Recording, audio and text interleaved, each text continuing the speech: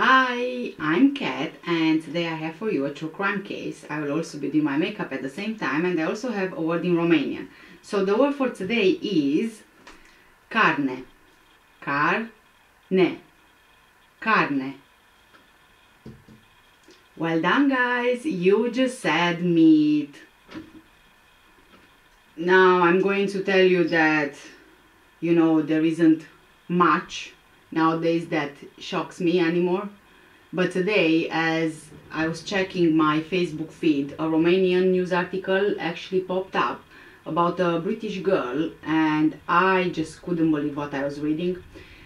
This one, I think, is one of those that's just unbelievable. You can't wrap your mind around it. So although I actually had plans to cover a different case, today we are covering the case of Charlene Downs. Charlene Downs was born on 25th of March 1989 in Coventry, England, lived in Buchanan Street in Blackpool with her parents, Karen and Robert Downs, who was a former soldier, as well as her brother and two sisters. They moved to Blackpool from West Midlands in 1999. Charlene attended St. George's School in Blackpool. Now, even though she was described as happy, she actually had quite a chaotic lifestyle after she was expelled from school, frequenting the area around Blackpool's Central Promenade. According to an internal police report, Charlene was actually one of 60 girls in Blackpool, some as young as 11 years old, who were groomed by men to carry out sex acts. They would be given food, cigarettes and alcohol by male employees of fast food shops in exchange for sex. Charlene's mother, Karen, last spoke to Charlene in the evening of 1st of November 2003 in Blackpool town centre. Charlene was wearing black jeans with a gold eagle design on the front, a black jumper with a white diamond pattern, and black boots. According to police, she may also have been wearing a white cardigan or a top with a hood. Karen was in Church Street handing out flyers for an Indian restaurant when she saw Charlene and one of her other daughters, Rebecca, at around 6:45 p.m. The three of them actually, had a quick chat, and Rebecca said that she was going home. Oh great, it just started pouring with rain and my clothing is outside on the line. Great. Charlene said that she was going to meet some girlfriends. She called the friends from a local phone box, then she waited with her mother until they arrived. Karen even watched the girls walk off together toward the Winter Gardens. This would be the last time that Karen would ever see her daughter. Charlene and her friends spent a short time together before Charlene met another friend at around 9:30 p.m. and went to the Carousel Bar on the North Pier. There is CCTV footage of a girl at 9 p.m. on the junction of Dixon Road and Talbot Road, a major road which leads from the North Pier to the town centre. This girl is believed to be Charlene. She appeared to be with an unidentified woman in her 30s with blonde hair, wearing a 3/4 length coat. According to Charlene's friend, they left the Carousel Bar and they went back to the town centre at around 10 p.m. Her friend last saw her at around 11 p.m. near Talbot Road, Abingdon Street. The next day, when she failed to return home, Charlene's family reported her as missing. After Charlene disappeared, police treated her disappearance as a runaway teenager, but it soon became clear that something more sinister had happened to her. The police made a decision to treat the case as a murder investigation. There were several arrests made in the case, and two men stood trial in May 2007. Officers from Lancashire Police took more than 4,800 witness statements, and there have been 10,500 lines of inquiry generated during the length of the investigation. It was later revealed that Charlene had been a victim of sexual abuse near the location where she was last seen in November 2003. At trial, the prosecution alleged at Preston Crown Court that Charlene was actually murdered by Ayad Al-Batiki, a 29-year-old man from Jordan and the owner of Funny Boys fast food shop in Blackpool. Mohammad Reveshi, Iyad's business partner, was accused of disposing of Charlene's body. According to the prosecution, he had sex with Charlene. The prosecution alleged that the man actually talked about disposing of Charlene's body by, wait for it, I guess as the title says, are you ready? Putting the dismembered body of Charlene in kebabs that they then sold from Funny Boy's fast food shop in Blackpool. It was believed that Charlene could have been targeted because of the dark secret that she was believed to be hiding. The jury couldn't really reach a verdict, so a retrial was ordered and scheduled for April 2008, but there were so many serious errors in the Lancashire Constabulary's covert surveillance evidence identified that the Crown Prosecution Service couldn't offer any case, and the men were released. In 2011, Ayad Abatiki was actually convicted of assault after headbutting an 18-year-old girl. After a critical report by the Independent Police Complaint Commission, one of the detectives involved, Detective Sergeant John Bassant, was found guilty of misconduct by Lancashire Constabulary, and he was told to resign, but the Police Arbitration Tribunal overturned the decision. In 2014, his lawyer said that she was suing the police for up to £500,000 as her transcripts were in fact entirely accurate. The trial brought to public attention what Julian Bindle described in The Guardian as endemic child sexual abuse in Blackpool.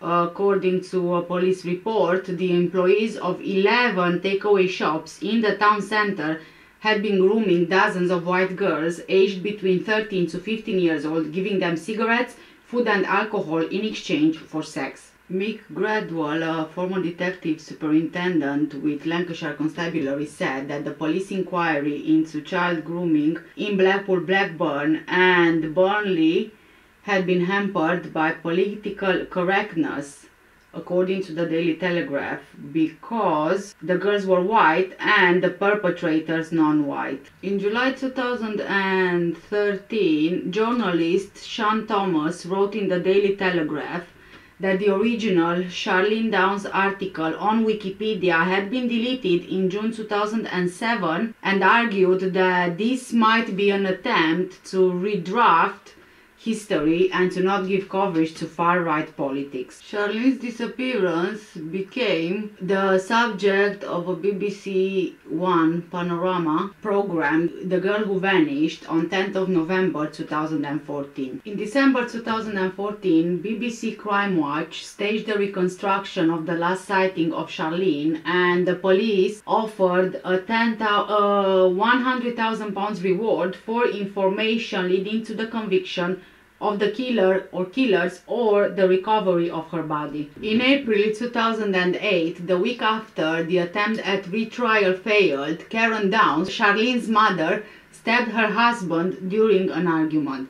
The wounds were minor and he actually declined to press charges, saying that she was enraged by worry and frustration. In March 2009, Charlene's sister Emma pleaded not guilty to racially aggravated assault against the brother of the man who had been charged with murdering Charlene. She maintained that her assault on the man's brother was never racially motivated. On the first day of her trial, the prosecution accepted her plea to common assault, a less serious offense. She was sentenced to community service. In 2012, Charlene's younger brother admitted in court to punching the man who had faced the charge of helping to dispose of Charlene's body, and he was given a fine and a suspended sentence. On 1st of August 2017, police arrested a 51-year-old man from Preston who lived in Blackpool at the time of Charlene's disappearance on suspicion of murdering her, but he was released 2 days later. 2 men were also arrested and questioned by police for historic sex offences in 2017,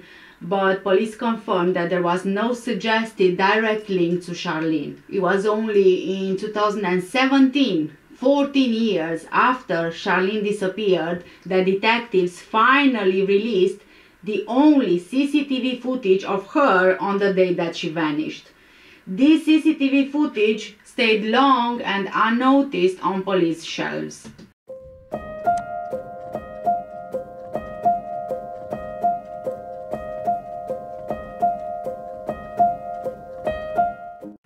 The family of Charlene have since criticized the police for a mishandled investigation, as a probe was launched into breach of duty. Karen launched a lawsuit against the police in July 2017 seeking a public apology. Police watchdog IPCC referred the case to the Lancashire Police Commissioner and the Forces Professional Standards Department in November 2017. In 2019, Charlene's case was featured on Channel 5 documentary Vanished, The Murder of Charlene Downs, where it re-examined the case in the hope that new leads could be found. As of the latest update from 6th of July 2023, a cold case team is taking a fresh look at the case of Charlene Downs ahead of the 20th anniversary of her disappearance. Police over the years tied the case to a child sex ring in Blackpool who they suspected were grooming her, with 2 men charged and tried, although nobody was ever convicted. Some disturbing claims emerged during the 2007 trial that Charlene was murdered and dismembered before her body was used in takeaway kebabs and her bones crushed into tile grout. However, like we know, the jury were unable to reach a verdict in the case. Now, a cold case unit from Leeds Trinity University says that it's re-examining the evidence and is in search of fresh leads. Dr. Kirsty Bennett, a lecturer at the university specializing in cold cases, will work with Ronay Crompton from the Justice for Charlene Downs campaign, as they say that the teen was let down by the system designed to protect her. Ronay said about the collaboration that their main aim is to review Charlene's case and see where the failings are and go out to get new evidence. She said that Blackburn University also approached them to undertake a large child sexual exploitation project for the whole of Lancashire to find out the scale of the problem and where children are being failed. Charlene was failed by everyone that should have kept her safe. The police, social services, they all let her down. Ronay, who is from Bradford in Yorkshire, is a justice campaigner who first became aware of the case when she saw Joe Cusack's documentary The Murder of Charlene Downs. She said that she spent a lot of time looking into the background of the case and she finds it harrowing. She further said, quote, "There is no way that it should just be like this, when so many different leads need properly looking at and so many questions answering. I set up this campaign to bring justice to Charlene, but also to shed a light on the sexual exploitation of vulnerable children in Blackpool, which hasn't gone away. Blackpool is the kind of place where people with backgrounds in sexual abuse can come and just start again. They can go there and just get lost. With all the vulnerable families there, it's another nightmare waiting to happen again. We need a public inquiry to stop this continuing and help prevent another case like Charlene's." End of quote. An acclaimed cold case private investigator, Jen Jarvie, who is also looking to solve Charlene's case, says that no lessons have been learned from the disturbing story behind Charlene's disappearance. Both Ronay and Jen agree that only a multi-agency investigation can bring issues into the spotlight and help prevent another case like Charlene's happening again. Jen is also a member of the Association of British Investigators, who was named Investigator of the Year for 2022, and she is also a policing lecturer at York St. John University. She agreed to look into Charlene's case in 2022 because she found it compelling and she wanted to investigate it with fresh eyes and look at the case as if it happened yesterday. She further stated, quote, "The aim is to find Charlene's body and those responsible for her death, and already we have a number of new leads. In terms of the campaign, I absolutely support the calls for a public inquiry and an examination into child sexual exploitation in Blackpool, which is one of the key issues at the core of Charlene's case. This should not involve issues of ethnicity, it should go right across the board. What I would say is that we work with the police, not against them. The sole purpose is to make the people responsible for Charlene's death accountable and to try and prevent the issues which led her into such trouble in the first place. End of quote. Jan's other high-profile case saw her investigating the 1990 killing of Darlington care worker Anne Heron, and she was featured in a Channel 5 documentary which unearthed new evidence. Charlene came to Blackpool from the Midlands with parents Bob and Karen and brother Robert when she was 10 years old, before she disappeared 4 years later. Her body has never been found. There was more heartbreak for Charlene's family in 2021 as her younger brother was found dead. 30-year-old Robert Downs was found in a pool of blood at his Blackpool home on December the 4th, just a few hours after complaining of feeling unwell. Robert was a father of 4, had gone to a football match with his dad at Blackpool FC's Bloomfield Road Stadium, where he worked as a steward. Shortly after arriving there, he complained of not feeling well and so he left. He returned home at 6:30 p.m. and he fell asleep in an upstairs bedroom, which was the last time that he was seen alive. His father later discovered him unresponsive on his bedroom floor at home, surrounded by blood. Paramedics were called to the house and Robert was pronounced dead at the scene, while his death was not believed to be suspicious. While the case of Charlene remains unsolved, police say it's still open and detectives remain open to hearing any new information which could help put those responsible behind bars. A £100,000 reward is still on offer from the police for information leading to the conviction of Charlene's killer. A Blackpool Council spokesperson said, quote, "Tackling any type of exploitation of our young people is a high priority for the Council. The Awaken project, which was set up in the wake of Charlene's disappearance, was one of the first teams in the country to combine the resources of the police, social services and health to tackle child sexual exploitation. Since it was established in 2003, hundreds of vulnerable young children, young people have been identified and protected from harm and offenders brought to justice. The man leading the investigation into Charlene Downs' death is Detective Chief Superintendent Andy Webster, Lancashire Constabulary's head of investigations. His message is clear in the hunt for Charlene's killer or killers. He said, "We remain committed to finding Charlene's killer or killers and her body, despite it being more than 15 years since she went missing." A £100,000 reward remains on offer for information leading to the conviction of her killers or recovery of her body. We will continue to not only focus on her disappearance and murder, but also on the wider issue of child sexual exploitation in Blackpool, for which we have now secured a number of successful convictions. I would encourage anyone who knows anything about Charlene's disappearance and death to come forward and speak to us. Similarly, if you have been a victim of abuse, please speak to the police. We will listen to you, support you, and bring offenders to justice." End of quote. So the reward is still active for information leading to the conviction of Charlene's killer or killers or the recovery of the body. Anyone with information should contact the incident room on 012 536 07370 or Crime Stoppers on 0800 555 111, or you can email edownsinvestigation@lancashire.police.uk. If you are a young person, you can find out more about child sexual exploitation on their dedicated young person's website at www.trusted-to-know.co.uk/abuse/CSE. All of these details, the contact information, will also be in the description under this video. So if you do have any information which could help to finding out what happened to Charlene, or if you have been a victim of abuse, please make sure that you contact someone.